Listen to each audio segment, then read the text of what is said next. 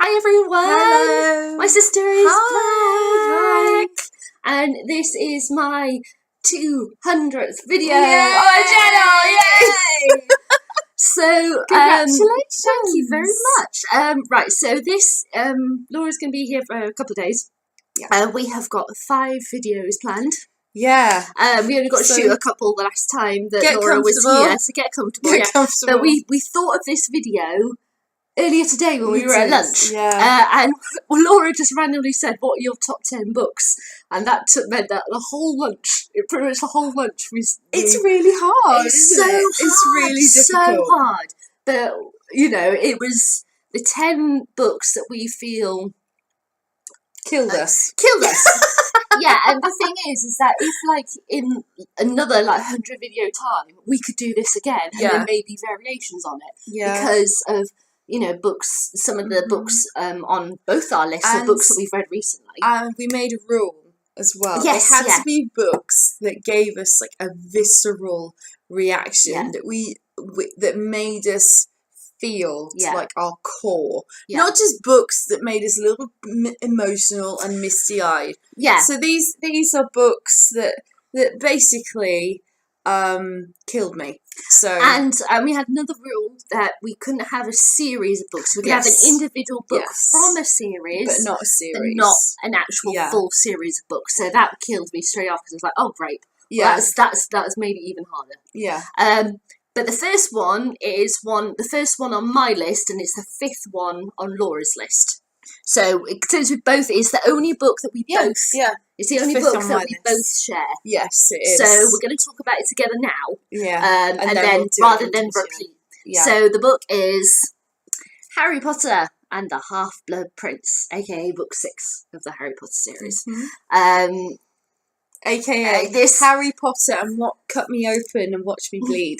It was ridiculous how much this book made me cry. But I knew that I had to choose a Harry Potter book. I absolutely knew. And I sat there at lunch going, Half-Blood or Azkaban, Half-Blood of Azkaban. But because, for me, Azkaban is not as good as written or had such a punch to my gut in my heart as this one. But I love the story. So I was fighting the gut thing versus the story, and as we said, it had to be something that really connected so Half-Blood won for me. To me, I like Azkaban, but Half-Blood is it. I phenomenal. Get like I said in my other video with you about Harry Potter, I get why people get emotional about Deathly Hallows, but Half-Blood, there's no comparison for me. I love all the backstory. I love the slow build up to Dumbledore's death, and the funeral is so emotional and painful. It is. I love all the stuff with Draco. Oh, Draco in it is Malfoy. Just phenomenal. It is like you said that JK herself. She tweeted. She did. She said on Twitter she feels that Half-Blood Prince is overlooked. Totally. As a book. Totally. And she's right. It is because I was not expecting to feel anything like I felt when I read Half-Blood. I was expecting it just to be kind of a step up from Order of the Phoenix. What I didn't realise was this was not a step, this was a tower block. It's really interesting, because when I listen to the audiobooks, I listen to a lot of audiobooks at work on my iPod, and I'm just typing away, but when I listen for Half-Blood Prince, it steals 100% my focus, so I can't listen to Half-Blood Prince at work, because it just steals, I wouldn't be able to work, because it's so full and so rich and so powerful. Her choice of language in this one, her choice of language across the board anyway, is phenomenal in all of her works and everything. But her choice of language, especially in this one, and her jumps to the past and such, and memories and different things from different perspectives. It's so and it's almost mercurial, because it changes form so often. 1 minute you're in the past with Marote Gaunt, the next minute you're with Harry, and then there's Dumbledore and his death and the double meaning of Severus Please. All that, and kind of It's so And- astonishing as a novel. And the bit, you have it in the film as well, that when he calls Snape a coward, and you're yeah, like, and you're like, oh, Harry, that's not right. You don't get it, Yeah, darling.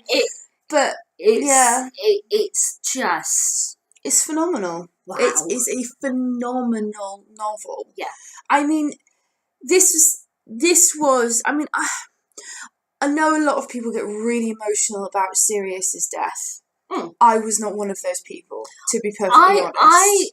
I was a bit like, oh, that's really gutting, but I didn't feel like Dumbledore. Yeah. And even like Snape. Yeah. Because I think those two men they're the same, but they're the exact opposite in Harry's perspective. They are the father figure and the complete antagonist who actually was protecting him. Yeah. And to see that, I absolutely love Half-Blood Prince. Yeah. I don't think I'm thinking about JK's like canon of work. Yeah. Half-Blood, I think, is probably her best book. Do I think that? Or is that you said that about I know. Vacancy video. But I'm one of these people who's like, do you know what? It's the best thing ever. After I've literally just read it, I think Casual Vacancy has a power factor, and it's really strong. But this has the power factor that will rip out your soul, and it will as soon as you mention Half-Blood, you're like, oh my god. Yeah, my god. It really. There's like an echo of the thing in my heart. Yeah. So and I think thus it well deserves number 1 absolutely on my list. Yeah. And number 5 on yours. Number 5 So on do you mine. want to, because I've had you do your number Yes. number 2. Oh no, your my number 1. Sorry. Yeah. I'm getting muddled up already. We're only 7 minutes in. My introduction to real love, heartache, gothic romance, and just wild coincidence. Which I don't hate. Wild coincidence. I don't hate it, but at the same time, it's like, Charlotte, come on. That's so convenient. Anyway, it's Jane Eyre by Charlotte Bronte. Yay. My bae, my heart. I will never, ever not love this book. But this was a book that was absolutely critical to my development as a reader and woman, I've got to say. Yeah. It is the most intensely beautiful yet frustrating novel. Yeah. But frustrating not in a bad way, but in a will you just tell her the damn truth kind of a way. And then obviously it's too late for the truth to be told. Yeah. But I adore this book. I will never not love this book. Yeah. I can quote passages from this book that I learned over. I mean, I literally, Jane's speech about being a free human being with an independent will, which I now exert to leave you. Poor plain and whatever it is, Yeah. I can't remember. I learned that, and there will never ever come a day in my life that I don't love this book. Yeah. I've read this, I don't know how many times at this point, but this is my I have to say, stuff. I'm really quite looking forward to reading it when I pick it I from the can't jar. wait for you to read it. I really... Well, I have to pick it from the jar. I know. It's But, a jar of randomness, Laura. That's the thing. It's But totally I random. really can't wait for you to discover this novel as a woman rather than Yeah, a girl rather than you were. and I was not interested in it, and I No. didn't like Jane. You weren't and ready such. for it. Well, that's You the just thing. weren't ready. It's- But I think Yeah. because I had such a desire for the passion in this book that I discovered. I mean, this was phenomenal for me. It was like, what, people really feel like that about and each other? I think also that I don't know if this is just me, Mhm. guessing, but I think that quote that said that Jane Austen wrote romances and the Brontes wrote reality. Yeah. It was like, wow, people of the past really felt the same things Absolutely. that we do. So when you get that connection with the past, when you're a teenager, that's a huge thing. Rather than seeing all these very like stern-faced people in photos that you think were like that all the time and never laughed, and that kind of thing. You know what I mean. They laughed, they cried, they had sex, they were in lust, they were in took love, drugs, and they drank, hated, they did everything that we do. But we have this weird facade about it. The past, like I've said before, we romanticise the past, and part of that romanticisation is taking away the human traits. And I maybe think now, because of social media and all that lot, and the way stuff is recorded, it can no longer be romanticised. Maybe so. People maybe like hundreds of years from now could look back on stuff like this and go. We'll look back on my Instagram and go, well. But anyway, Jane Eyre will never, ever, ever be far from my heart because, baby, it's amazing. Okay, second on the list, and I think I'm just going to kind of reiterate everything that Laura's just said, but it's for a completely polar opposite piece of work, yet it's still a Bronte. It's Emily Bronte's Wuthering Heights. My absolute favourite book of all time. This introduced me to love and sex and arguments and stuff when I was about 16 because I hated Jane Eyre. I just went for something that was completely polar opposite. I didn't know what the story was about when I picked it up, and I was just like, this is everything. Isn't it funny? These two books were written by sisters, and we're sat here as sisters going, I hated that book, or I hated that book. But as women, it's a kind of different kind of situation how we appreciate the stories and everything. But when we were teenagers, we were just, it was kind of, I suppose we were kind of like Emily and Charlotte in that they were quite polar opposites in their lives and stuff. Yeah. And just like, with books as well. But Wuthering Heights, for me, is the ultimate. Mm-hmm. It's a story unlike anything I have read before or since. Even though he's a right horrible, horrible man, I can't help but have Heathcliff in my heart and have Cathy there as well. I can't, even though, yes, I know they're not nice characters. But who cares? If you love them, you love them. It doesn't matter. Yeah, they are just... It doesn't matter that she's a narcissistic mess and he's a psychopath, but okay. I didn't make fun of Jane Eyre, so don't make fun of Wuthering Heights. But there's something electrifying about this book. You can't deny the power of Wuthering Heights. You can't deny the power of Emily's words. Her choice of words are astonishing. As you said, I think when we did the Bronte video, she's one of these writers where everything's at 12 when it could be like 10 or 6 or something. Yeah, but I love that about her, and she's not afraid to convey passion and darkness and gothic. She just goes for it. Yeah, and I love her about that, and I think that's why it just lives in my heart, and I was just like, this was just everything for me, and that's why I've got a hardback fabric copy. I know you've got the expensive hardback fabric copy that lives in my bookcase and only I touch. Kind of thing. I'll let you stroke it.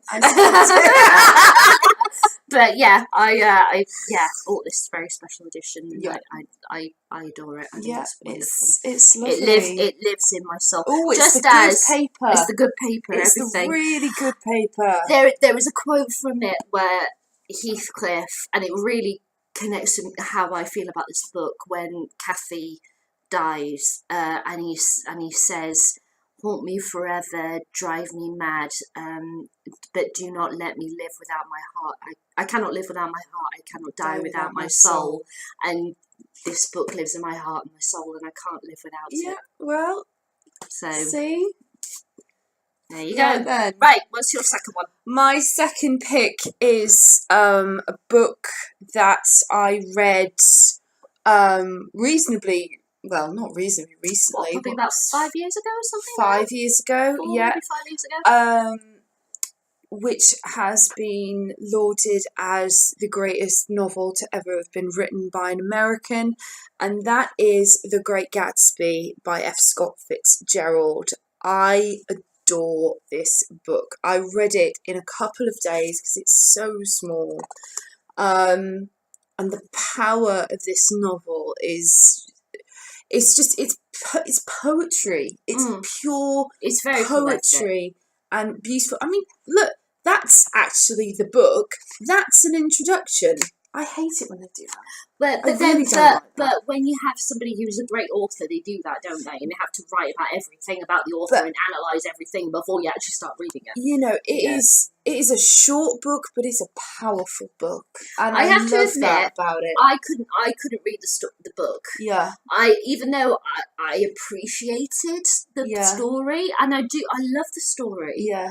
I just couldn't work with his writing style. Yeah. But that was like about 4 or 5, because I think I tried reading it after you read it. I read it. And I've bought this today, and this will be going into my jar, because I want to give it another go. Yeah. Just like how Jane Eyre, I'm going to try and give that another go. Well, I bought it because I wanted to read it before I saw the Leonardo DiCaprio film. Yeah, the films. The film is essentially the book. It is exactly like the book. That's an I amazing love that film so much. The soundtrack is everything. Oh, yeah. But my favourite passage is the very end, and I'd want the last line tattooed on me if I was... if I was brave enough to actually get a tattoo. I don't know what is stopping me, really, but... the pain.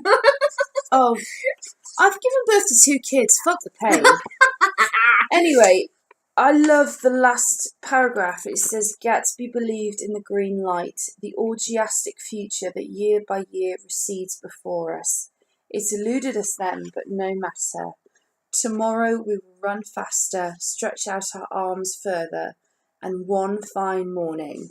So we beat on, boats against the current, borne back ceaselessly into the past. And that line about boats against the current, I'd want that sort of here, I think. But what I love about it is that it's mourning the fact that, yes, we will always look to our past and never escape it, but we will always try. And that's what I love about The Great Gatsby, is it's the story of a man who tries and fails to escape his past. And it's tragic and beautiful, and I can't wait for you to read it and see what you think of it when you give it a proper go. Yeah, well, I bought it today. It's going to be going into the jar. So fabulous. There we go. There you go. Okay, book number 3, and mine's a biggie. A big biggie. The biggest biggie to ever big. You know, you should put that as a tagline. Yeah, no. A big biggie. And that is the absolutely astonishing War and Peace by Tolstoy. Yeah. I read this. This is my first book to read this year. Yeah. I read it in 3 weeks. You did. 3 weeks and 1 day.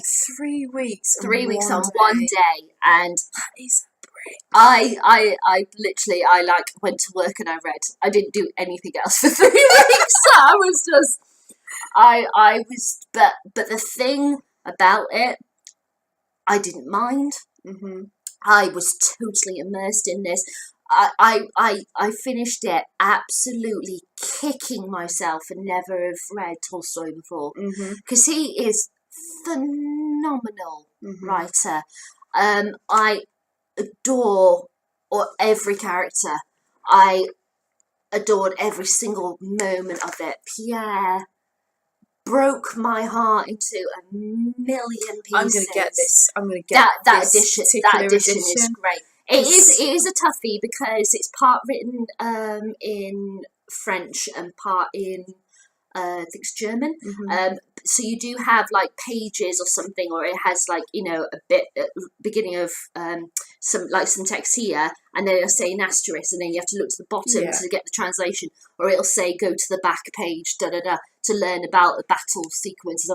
So then so you're getting all the information. So a lot of the time you're going like to the bottom of the page or to the back. Once you get used to that, it really flows easily. Yeah, It's just getting used to it. But That's I've the- got the film but- tie-in yeah, version, but and you've got the names are wrong. the names are changing. It's And highly cut down, isn't it? Yeah, so no, But that is beautiful. Yeah. Beautiful addition. when I eventually get there, I think I'll invest in this one. But Totally worth 10 I quid. never felt bogged down. He's very modern in that he makes it very quick. Okay, you're here, da da da. You're in a ballroom. There's various people. Go. The only time he really bogs you down with information about what's going on is when you're in the middle of a battle, which you can totally understand. But all the characters are stunning. They're beautifully written, even the bad people.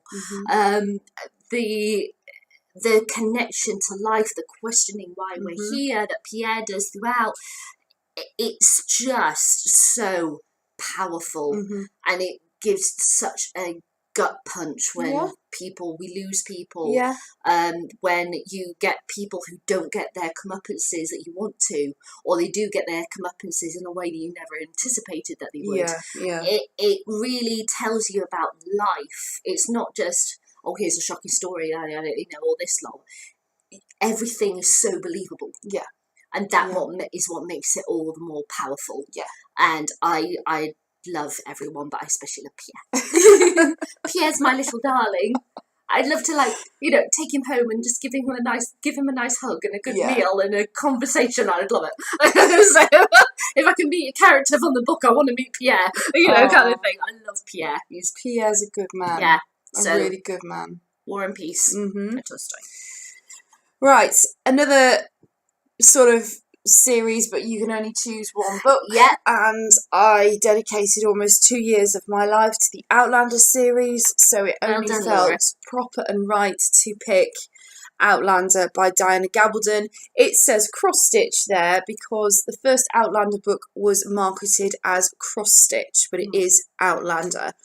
I am currently rereading Outlander because just the first one, aren't you? Just the first one. Well, actually, I've decided I'm going to read the series again, but I'm going to read books in between and not read the whole do the big thing. bulk, because it took a couple of years. It took me almost 2 years to read 8 books. But they're massive books. They're huge books. This is actually the shortest one, and it's like that long. It's like 800 pages long, and it's got it's tiny text. Kind of like It, when the one version of It that I borrowed from Dad. Where it looked really quite thin, and then you opened it up and went, "Oh right, okay." Last week, I read 5 books in a week, which is unlike me, but I did it, and it's autumn, and I just really desperately wanted to read Outlander. I had a real craving for it. But you get that sometimes, don't you? Like how I have occasionally, like for Harry Potter or something like that, because it's a book series that I love to read. And I just feel like I need it. See, I started this in September of 2014, and obviously it's now September, and I really just wanted Jamie and Claire back. And it's funny how I shared a thing on Facebook, actually. It said that great books are like people in your life. They'll find you when you need them. And it's the truth, and I needed Outlander at that point in my life. I really desperately needed something to take me away from stuff that was happening in my personal life, and it was a quite a difficult time, and I needed something to take me out of that, and this worked beautifully for that. And I am rereading it. I was already in love with it, but when you go back and you notice the fine details, the tricks that the author's using to get you to think things, and oh my God, I'm just so in love with it. It is one of my absolute favourite books. And again, kind of like Jane Eyre, this thing ain't ever leaving my soul. So it ain't never leaving your bookcase. I mean, like this copy, it's look at it, it's falling apart. Well, not falling apart, but it is well, like cracked. And you know, I love that. I love well-read books. Sod all this snobbery about, oh, you can't snap The his only, binds. the only time I'm funny about stuff is that if it's a book or something that's very like serious, like that Wuthering Heights, that Yeah, or because my that's Harry expensive. Potters, or my Harry Potters, Yeah, because they're really special. yeah. They give me like a paperback, another book. If Yeah. it's spine breaks, spine breaks. Yeah, see, I love it's that. what it is. I think it's a sign of love in a book, Yeah. actually, Yeah. myself. But yeah, no, Outlander by Diana Gabaldon it's in my heart, it's in my soul, and it's never going away. Good. Deal with it. Okay, so that's 3 done. Yeah. Okay, number 4. The only non-fiction book on my list, I think it's you haven't got any non-fiction. I haven't got any because real life is boring. Well, I don't think this one's boring. No. This one is a very powerful book, and that it is, oh dear, sorry, not the table. The Diary of Anne Frank. God love her. I mean, this is a book that I've read when I was a teenager. First time I've been to her house. You have. I wish I'd been. I would do anything to go to Anne Frank's house. Incredible. Yeah, incredible. There's some stories that just you can't delete. You know, you know how you can read various, especially when you're a book lover, and you forget books, stories. Yeah, you do. As soon as I started reading this, I felt like Anne was my friend. Because Mm-hmm. I was about that same age. Yeah, yeah. And I don't think, I think, I pretty much, because do you remember Mum's copy that she still got? That's the version that I read. Yes. And it was a white cover with a drawing of her face. Yes. And it had a bright blue spine. Yes, it did. Yeah. And I think... Does Mum still have it? She still has it, Yeah. Because that was the family copy. But when I left, I was like, oh, great, I don't have a copy, so I had to buy one. Yeah. I don't think when I first read it, I knew what happened to Anne. No? I don't think I did, Right. and then it told you at the end, and Yeah. I was like really shook up after that. And I felt like I lost a friend knowing what happened to her afterwards. But maybe that was a good way of approaching it because I didn't know what happened to her. Yeah. I didn't have that realization of, oh, the date is coming up to when it's going to come to an end and what happened to her afterwards. Obviously now as an adult, you can't help that, and I've got loads of books about Anne Frank and dramas and stuff. But difficult question. Would you love this book if Anne had survived? well, I didn't know that Anne had survived when I first read it. I hadn't survived, you mean? Oh, I had survived. Sorry. But no, as a woman, as right now. Oh, right now. With your feelings, if Anne had not died, would you still love this book? Yes. Yeah. Yeah. Yeah. Because the thing is that it's such a connection to our past in a completely different way than any other. Because it's told through the eyes of a 13-year-old innocent girl. Not just that. I think it's that thing of a reality perspective of what war was like that I've never encountered before. And that thing of now in the modern age, obviously we've got social media and such, and it's very easy to, like, you know, like how we've got friends in America who we've never met before. Yeah. But they're our friends, and we can reach, you know, not physically reach out, but you know what I mean, talk to them all the time. Anne's diary felt like she was talking to me. Right. It's kind of the alternate kind of 1940s in a sense version of Twitter or Facebook. You know what I mean? That kind of thing. I think no matter where you come from or whatever, there's such a human connection. Well, it's so powerful. And being from England, where it was safe and everything, or as safe as possible. It was a hell of a lot safer here than in Holland. Exactly.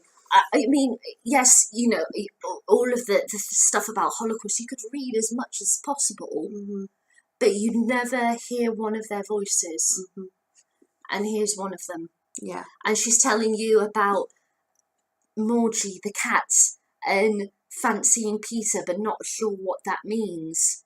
And shelling peas and strawberries that come one day because they've got a load of strawberries and they're eating the strawberries whilst preparing them and then feeling sick because it's the first time in ages they've had a full stomach. That realism is more powerful to me than reading a biography. Yeah, no, I get that. Something that you feel, yes, I'm understanding, but I'm very far away from it. Yeah. This, I feel like she's holding my hand and she's sat right next to me like you are now and talking directly to me. Right. And the fact that I didn't know what happened to her when I first read it made it all the more important and powerful to me.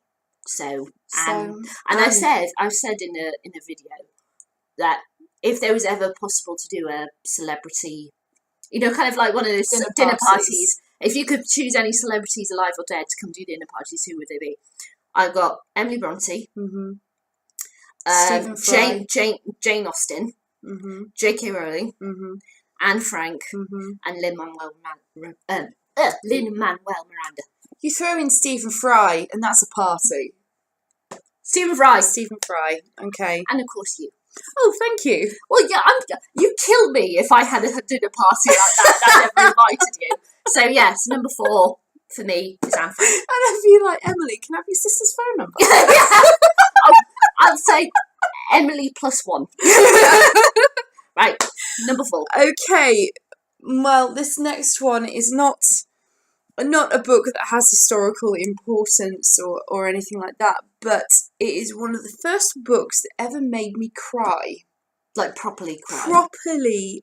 Not just like a little bit. No. ugly cry. Ugly cry. And this book is set in Cornwall, and I was in Cornwall when I finished it, which made it. Really? I was. God, yeah. I didn't realise that. This would have been 8 years ago that I read this because Connor was barely walking. Yeah. So, and it is the second book that she wrote, and it is The Forgotten Garden by Kate Morton. This is a book that she describes as a plait because there are 3 strands of story. There is what is her name? I cannot remember her name. No, it's not. It's not on the back. What is her name? I cannot remember. Cassandra? No. Eliza. Eliza. There is Nell, and there is Cassandra. All 3 of these women are connected. I will not tell you how in case you want to read it. In 3 different time zones. And it is astonishingly beautiful. Kate Morton's book, and I've said it before to you, that they're like mazes. Yeah, she's kind of a mystery historical writer, and I love her books. Yeah. And this one was just absolutely gorgeous. Yeah, I'm borrowing this off Laura and putting it in the jar. You are.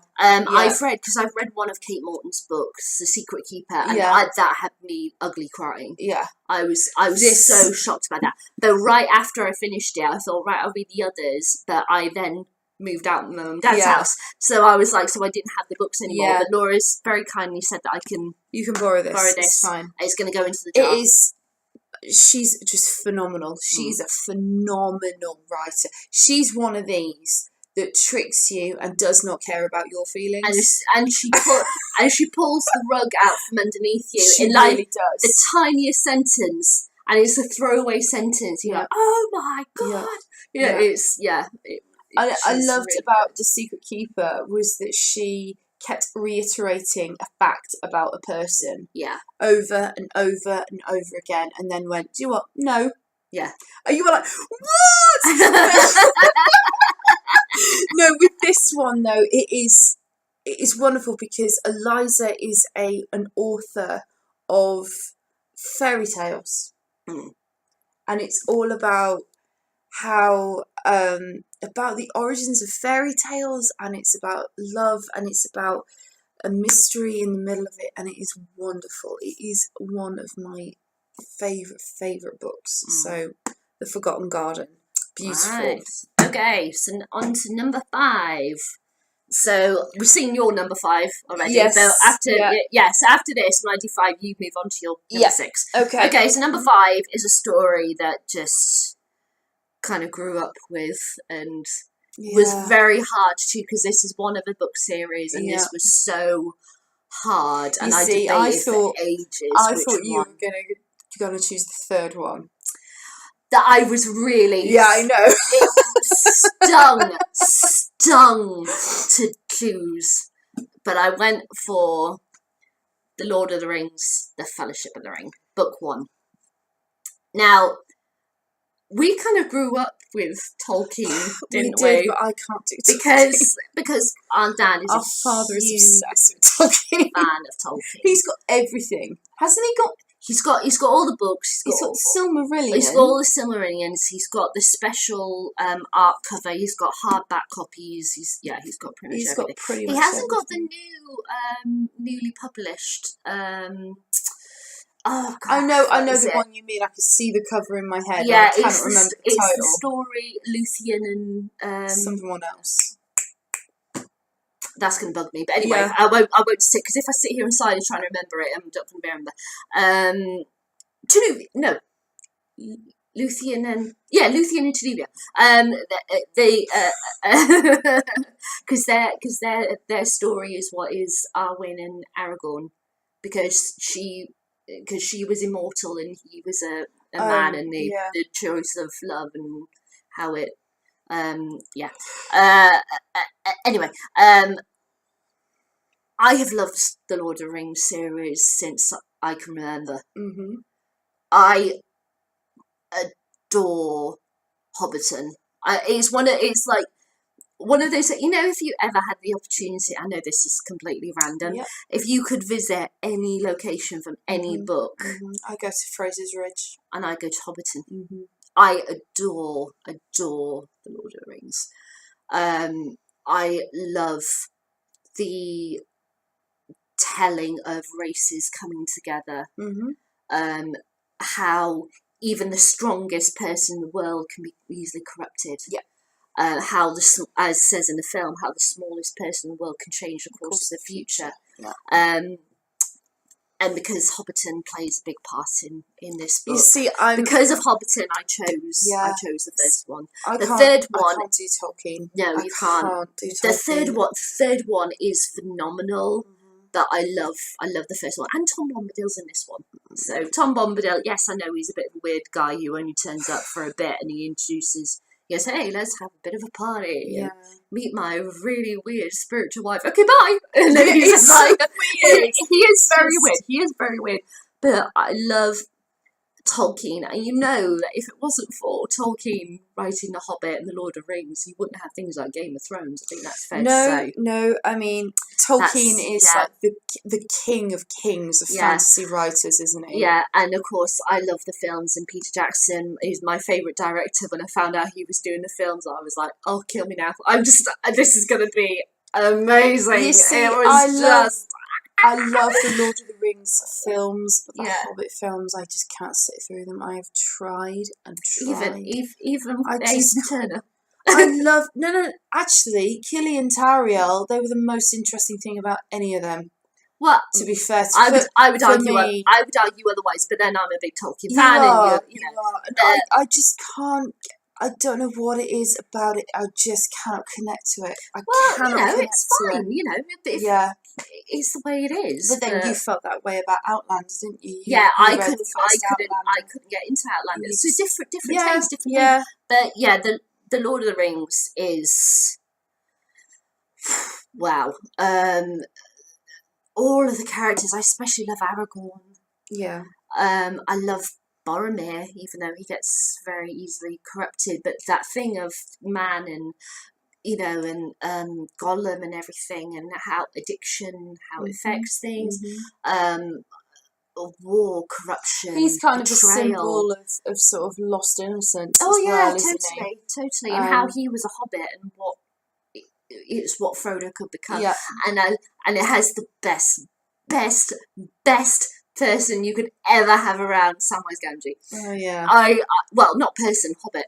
I love Sam. Mm-hmm. Sam's your boy. Sam's my boy. Sam's very special to me. Frodo is as well, but as if Frodo wouldn't get anywhere without Sam. He would be nowhere without Sam. Sam. So I have to have Sam with me. Yeah. So I went full Fellowship of the Ring. Fair enough. Okay, so because we've already done your 5th, because you had Half-Blood, we'll move on to your 6th. Yeah. So, right.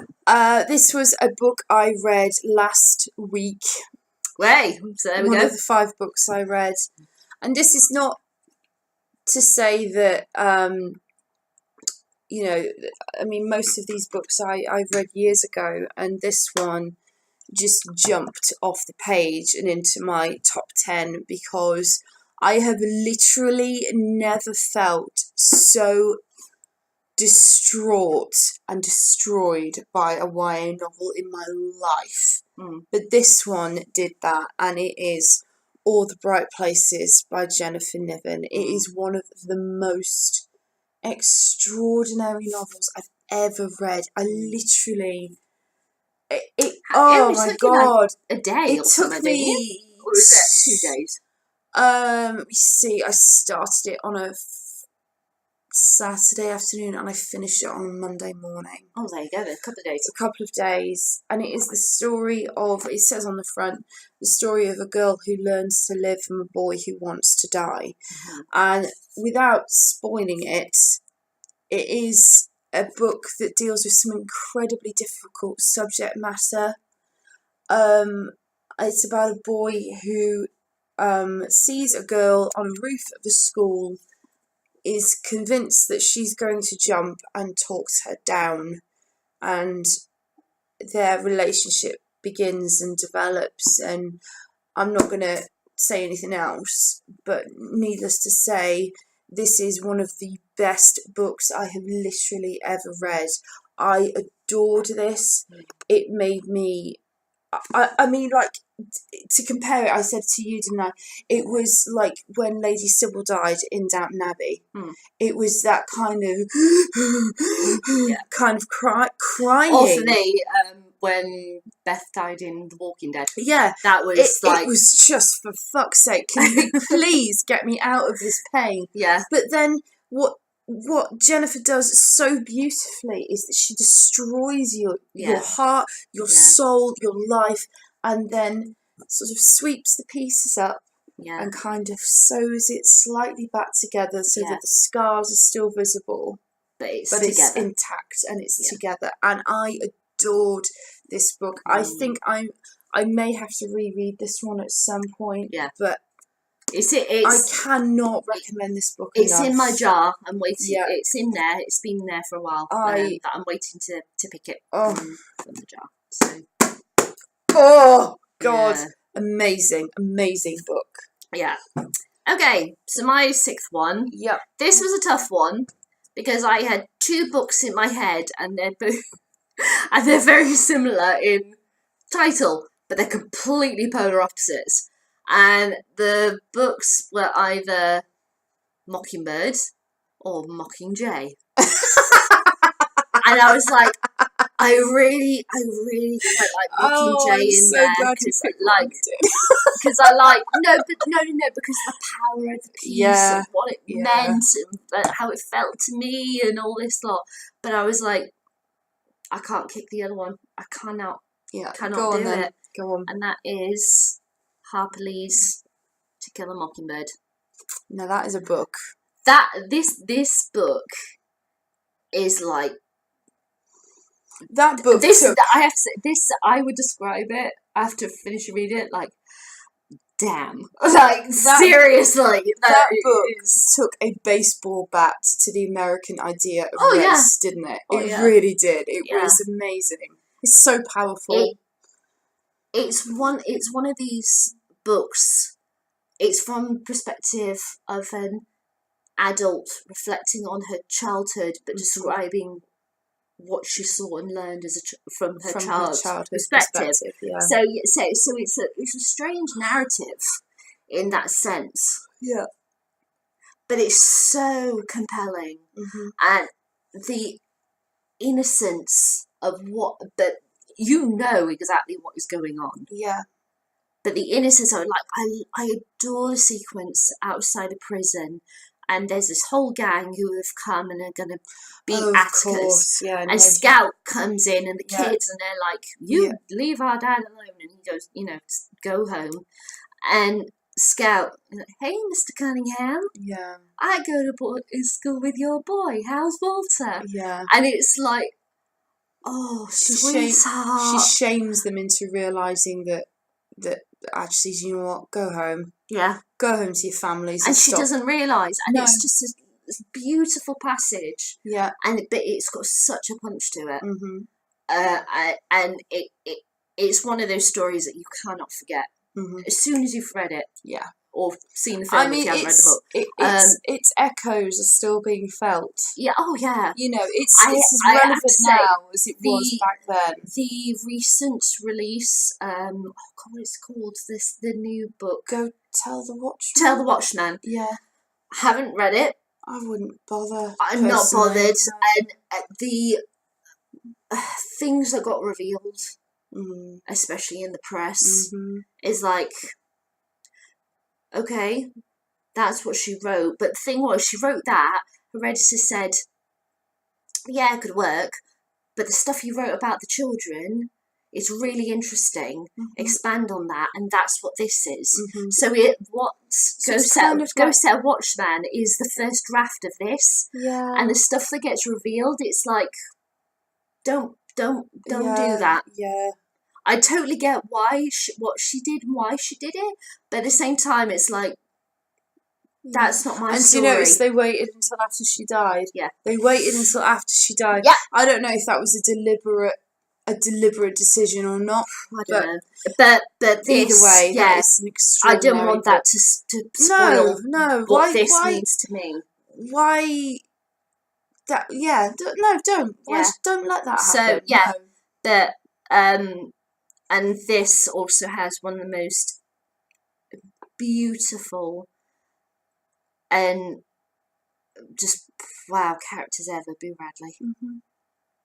Boo Radley is amazing, and the fact that you meet him like no time. What, in the last 5 pages? Maybe 15. 15 pages. Maybe 15. But he's amazing. He's a great character. He's a great character. So, Mockingbird for me. Right, so number 7. Right, this is an example of one of my very, very favourite kinds of writing, which is where an author doesn't gabble on like Mrs. Gabaldon does, but who chooses her words with such care, such precision, that you know that every step has been thought out and built on. And I love this book. It is The Vanishing Act of Esme Lennox by Maggie O'Farrell. Yeah. I read this in a couple of days about 10 years ago. Yeah, I read it last year as part of my book challenge. It didn't take very long for me to read. Yeah, I read it the year after it came out, actually. I read it in 2007.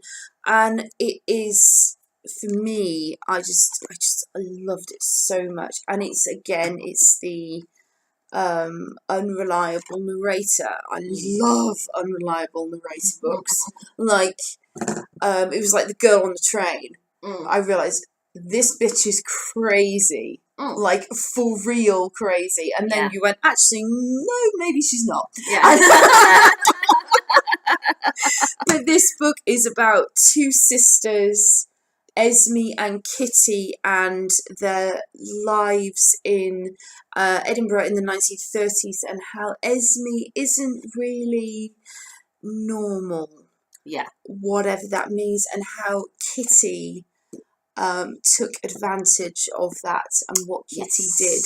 And what Kitty did was horrendous. Yes. Genuinely horrendous. And I can understand what Esme felt and about why it. Esme does what she does. Yeah. And I read it in like 2 days. I flew through this book. Yeah. I adore this book.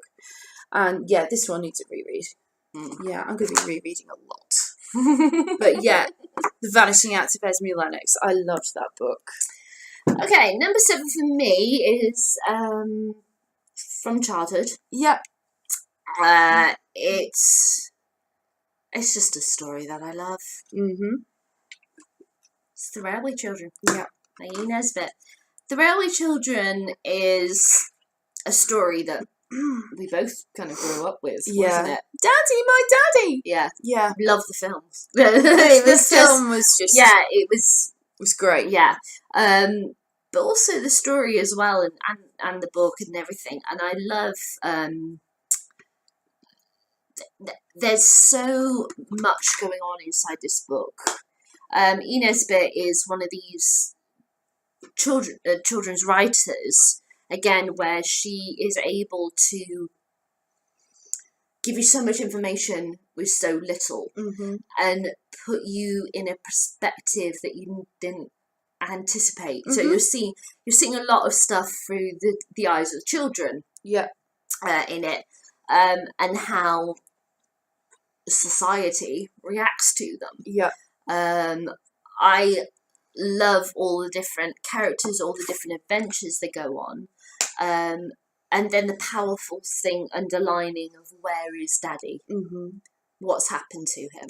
Why does Mother never send letters to him through the post office? Why does she get on a train and go somewhere else to post the letters? Things like that. The old gentleman.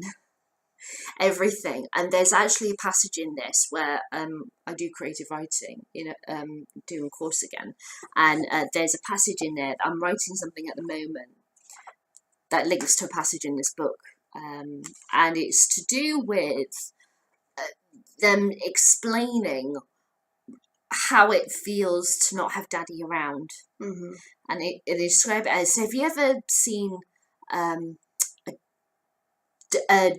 bread dough, put into a bowl, and it's sat in front of the fire because the warmth and such to help it rise. And if you stick your thumb into it, it leaves a dent, but after a while the dent changes and pops back out. But you can still see a little mark of it, and that's what it's like not having Daddy here. And it's a wonderful way to explain to children about loss and how it feels and everything.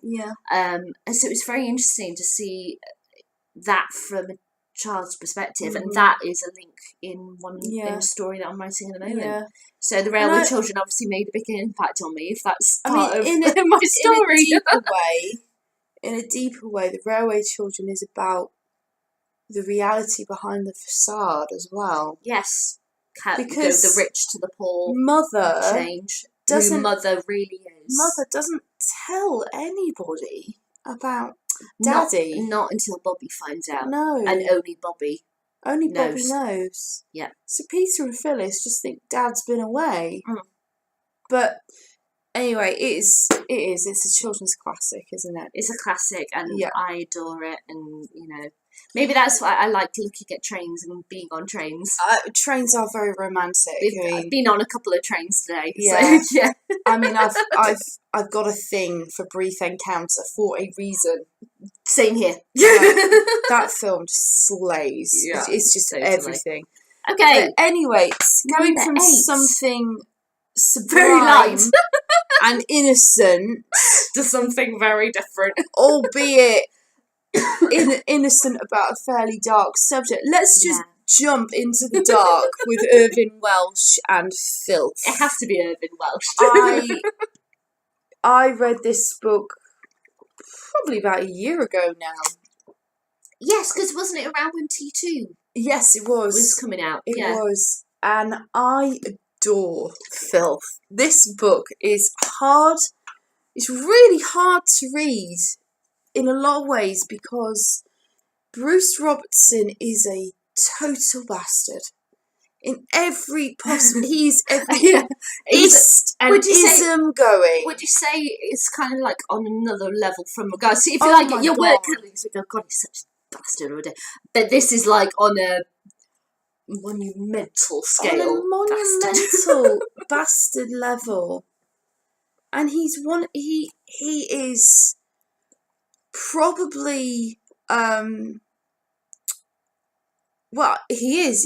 He's a criminal, and he's a sexual predator. Yes. He's possibly even a paedophile in this book. Yeah, not in the Not film. in the film. In the film, they really toned him read down. the book, but it's in my jar. It's in my They really toned him down because they literally had to. Yeah. If you watched this book, you wouldn't make it through. No, because what happens? I think it's that thing that I think it's very clear to see this. Like in books, you can go really dark. You can go like below the murky level. Yeah. Whereas Hollywood will go, we'll go dark, but we have a limit. Yeah. So I think that's what you're saying, isn't it? That he goes to very different places. He doesn't just do dark. He does pitch black. There is no way that this is going to end well. Yeah. However, I mean, that's what the title is so amazing. Filth, because he is filth. Yeah. But filth also means the police, and he is a policeman. And he is, yeah. He is a policeman. But having said that, I mean, the paedophile thing is only hinted at because he goes to the dam in spring and the Nam in winter. Yeah. And why would he go to Vietnam? And there are hints at it through the book. Mm-hmm. But, I mean, they didn't do anything like that in the film. That was not in the film at all. Yeah. However, what Irvin Welsh does so brilliantly is that somewhere along the line, you realise that there is more to this than merely this man and his expletive, horrendous racism and sexism. Yeah. There is more happening underneath the surface, and it creeps up on you so quietly that when you realise that you're in the middle of it, you're like, holy shit, I can't believe that. And then the ending, I was in floods of tears for this man. Yeah. I was genuinely hurting for a man who did not deserve any sympathy. And that is the work of a genius. Yeah. I honestly don't know how he did it. Irvin Welsh, I haven't read any of his books. They're like all in my jar at the moment, random. But I love historical, obviously, films that are being made of his work. Yeah. He's the stuff that he comes up with is wow. Honestly, it's not just realism. It's like realism that punches you in the face. But still has a You kind of go, what like the beginning of this book and the beginning of the film. You're like, holy shit, that really happened. It's almost surrealism. Yes, that's what I was just about to say. It's like, great. But that can't quite. Is that real? Could that possibly really happen? Yeah. But you know, deep inside, yes, it does. Yeah. He's making you think about it. Yeah. When you want to shut your mind off from that possibility of that actually happening. Yeah. It is so good. I was astonished by the fact that he made me feel anything. For this dickhead. Yeah. But he did, and I loved it. So, filth. Yeah. Right. Book number 8 for me is a crime book from the greatest crime writer of all time. Ever. It is And Then There Were None by Agatha Christie. This is the tie. Yes. Bow down. Bow down, bitches. We should have done that with Half the Prince. Bow down to greatness. Now, this is the tie-in cover for the drama that came out, which, give a miss. It was okay. It wasn't great. Yeah, it was all right. The book is something else. Yeah. And because of that, because I was really debating about which one, but I was like, I really needed an Agatha Christie in there. And the one that stood out in my mind was And Then There Were None. Yeah, Murder on the Orient Express is another grey one. But And Then There Were None, because the way it's constructed, her choice of words is phenomenal. Her sentence structure. Her sentence structure. The fact that you've got these 10 individuals, you learn all about their stories, how they're being knocked off one by one until you got this, this ending where you don't quite know where you've sat, and then you've got this ending chapter with this letter that you find out, and it's like a real punch gut, and it's that thick. Yep. And that's it. It's just like, Short books can be incredibly powerful. Yeah, it's one of those books, because I saw the drama. That was it. Yes, I saw the drama, got the book like right away, read the book in a day, and then rewatched the drama, and then I called you. Yeah. I remember, and I was like, God, that book is incredible. Yeah. The book had more of an impact for me than the drama, and I saw the drama first. Because the thing is that the book, you literally, you go in their heads. I mean, I love the scene in it where the four that are left are like in separate corners in the room, and they're all just staring at each other, and you can hear their thoughts, and you know which one is thinking. It is so good. It's like JK with Deathly Hallows, where you've got, you know, the flashes between Voldemort, what he's doing, and Harry on a bank freezing cold, and you know which voice you're in. You know where you are. With even though there's no names referred to, you know exactly who you're hearing in your head. But in the drama, it's like the four of them left. Hey, let's have a random massive party and get completely drunk and get high. Whereas in the book, it's like they're sat in a room watching each other, cannot sleep. Paranoid and everything. And so it's got such a deep darkness to it, the book, and it's just fantastic. And it's sort of an examination of karma. Yes, totally. Actually, isn't it? Totally. And I love the fact that even though the person who is last is last, that the alternative is not possible. And how the various twists that happen, because obviously there's more than one thing. If you read the poem that happened in the house when they all get killed off base, on the poem, it tells you right there. And it's like, holy crap! I didn't see it, and it's because she's so phenomenal. She did that shit. She did it brilliantly. So she has to be on the list. So that's my number 8. Right. My number 9. Number 9. Another crime. Another crime novel. Very different crime novel. A very different crime novel, but very influenced by Agatha Christie. Oh, totally. Because who wouldn't be? Because she's everything. Come on. And this lady / pseudonym is everything, and that is The Cuckoo's Calling by Robert Galbraith, aka J.K. Rowling. The amazing J.K. Rowling. Bow down to her greatness. Bow down. Bow down. Bow down. We're going to do a video about Strike, the TV drama of Strike. So we'll talk about that then. But I adored The Cuckoo's Calling. It was my favourite out of the 3. I loved the plot line. I loved the characterisation. I just adore Cormoran Strike to a point which is rather worrying, but who gives a shit? I'm the same. I am in love. He's one of my heroes. He is. He's one of my fabulous. heroes. I adore him. Just like look at him. He's all like bear-like and lonely. I know. He just needs to get a robin and make beautiful babies.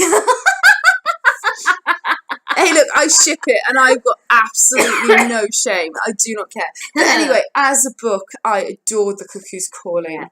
It was wonderful. So you do your next one, and we'll wrap this up. Okay, so my next one, number 9, it's just fabulous, and that's The Perks of Being a Wallflower by Stephen Chbosky.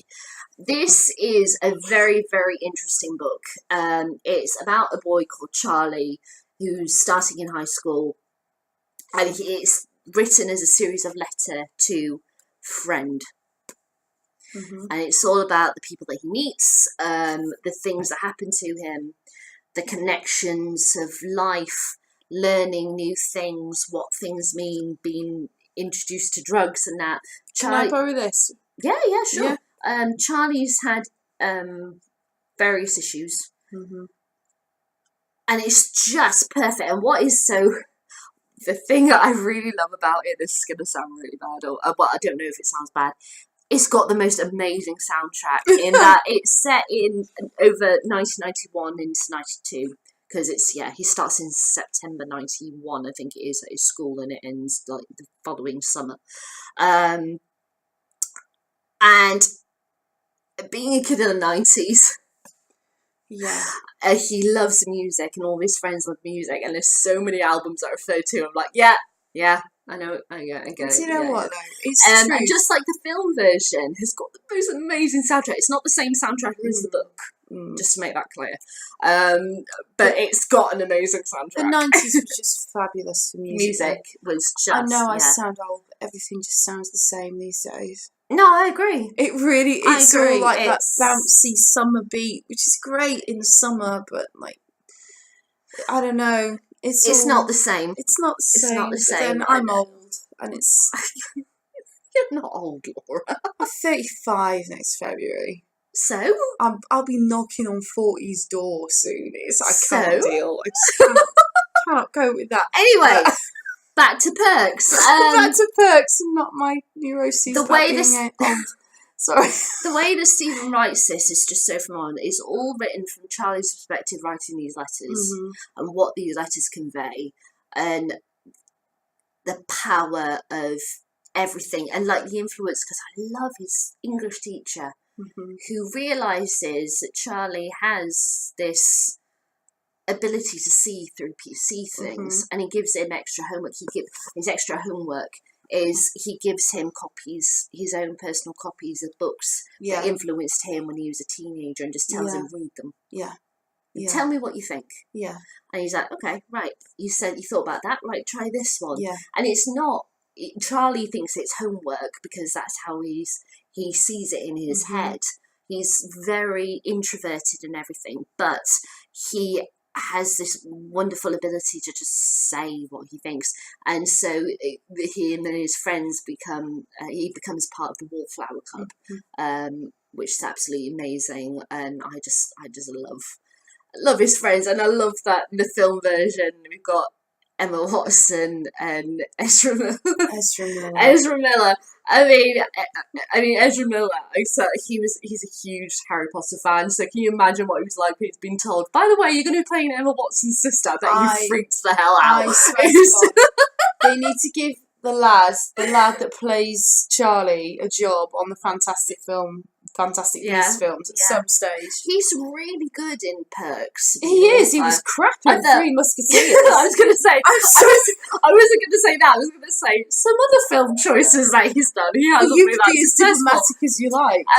But yeah, Perks was a really powerful book for me. Right. I think it's one of those books you really should read if you're able to when you're a teenager. If not, like now, the nostalgia and everything. It's a really powerful Well, piece. I will be borrowing that one. Yep, you certainly will. Okay, book 10. My last book, and this is another book I read last week. It was a book that I had been meaning to read, and I just hadn't got time to read.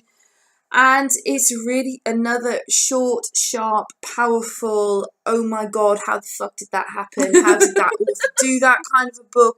But it is We Were Liars by E. Lockhart. Now, I can't really tell you much about this other than to say it is about a family that owns an island and the summers that the children of that family spend on the island. Okay. The reason I can't tell you anything more is because it is best for you to know nothing going into this book. Okay. It is so powerful. I got Sarah to read it and she was like, holy shit, I did not see that coming. Laura is very nice to allow me to borrow this as well, so this is going to be going into my job. Because it is, the ending was like, where the fuck did that come from?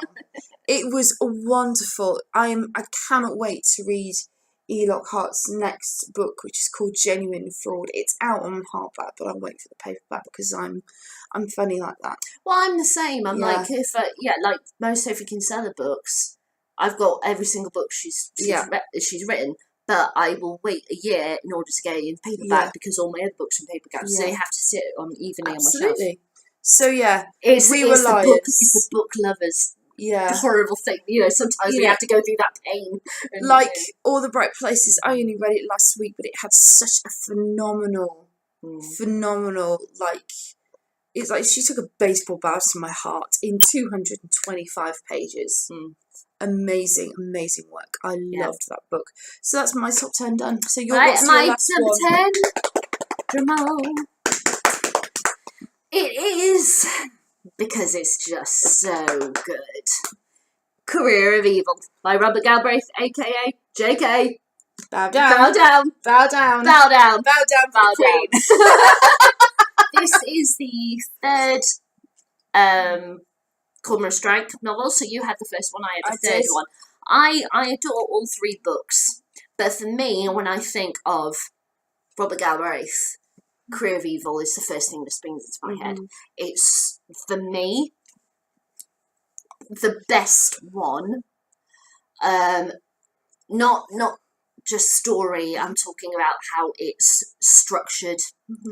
The his choice of language again is absolutely fantastic.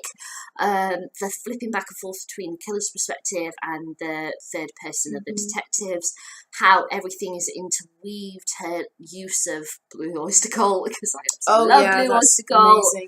And the character development between Cormoran and Robin, it's amazing. Amazing, and it has the best ending out of all of the three books. I'm I sorry, can't wait to see it does, and we'll talk about more about that when we will. When we do our we'll talk about that different tomorrow. video. Yeah, we'll do that tomorrow. We've got a day of video recording plan. Just relaxing tomorrow. This for me, the learning all about Cormoran's backstory, not everything, but a lot of it, exploring his fears as well, especially when a victim. He believes a victim is someone from his childhood. And exploring how how he knew that girl, and just thinking that, oh my God, she may be dead, and how that freaks the hell out of him. The arguments he has with Robin because of everything that's going on, and he kind of takes, he's annoyed at her for what she did, breaking his rules and everything and putting herself in danger, but at the same time, he totally respects her for doing it, but he's really angry at her at the same time, and he kind of takes out a load of frustration on her. How their relationship gets really put to a test, professional and personal, and their friendship and everything. It's just fabulous. I adore it. It's fabulous. It's So great. so I had to have Cormoran in my list too, but I decided book 3 instead of book 1. So that's it. And as I said, like, if in 100 videos time we might change this list slightly, because there's everything, you read something new. Because if you that was what, 2 of those. Two of those I only read last week. So it's, and I did one of these like top 10 book things on Facebook like a year. 2-3 years more than ago. that, because you said it was before you read Outlander. It was, so it must have been about 3 years ago, and my tastes have changed so much. I've read so many more books by other authors, and it's changed, and some of them have changed. Because if you think about it, what we rely is all the bright stuff, The Cuckoo's Calling and Filth, all those you've read in the past year or so. So so that's 4 out of your top 10. So, but so that's it. Those are our top 10 books. And that's the 200th video. Yay! Well done. Thank you. Well done for doing this with me. So we've got a load of videos planned that we're going to be filming tomorrow. Definitely. And we're really looking forward to it. So guys, if you want to pass comment on any of these books, or if you want to let us know which are your top 10. That'd be awesome. And we'll see you guys soon then. All right then. Bye.